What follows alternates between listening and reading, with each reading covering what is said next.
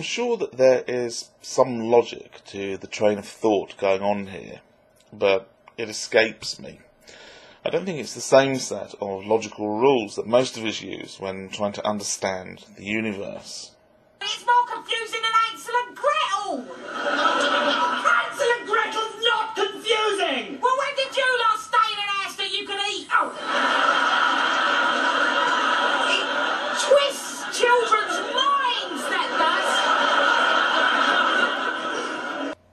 First you say your God is the original God. Then, when that view is challenged, you go on to say that just because something predates something else, it doesn't mean that it's accurate. So that would be something like, say, a religious, mythological description of the origin of the universe and the development of life on Earth, versus a Bronze Age book of fairy tales which predates science and is chock full of errors and references to magic. So perhaps we can agree on that one. What's amazing about your video is that you're contradicting yourself and you just don't see it. You talk of applying scrutiny to earlier gods and say that they just don't hold up. And you're right about that too. They don't, but neither does yours. Because the Bible sometimes refers to historical events and places that actually exist, that doesn't give credence to all of the Bible.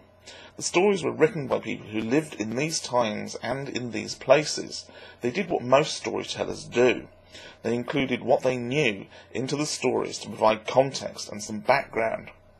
You're overlooking the vast areas where the Bible doesn't agree with the geological record, where it doesn't agree with history. H.G. Wells wrote of an invasion by Martians in Edwardian England. Well, Mars exists, microbes exist, the places in England mentioned in the book, Surrey, Horsham, Woking, London, the Thames, these all exist. But does that mean that England was actually invaded by heat-ray wielding Martians riding in their tripods at the beginning of the last century? No, it doesn't. It was made up, just like the tales in your Bible. There's no evidence to support that this actually happened. And the statue of the Martian tripod in Woking doesn't count. On the one hand, you refer to the scientific method, where earlier theories and understandings are superseded by more detailed descriptions and theories that agree more closely with the observed evidence.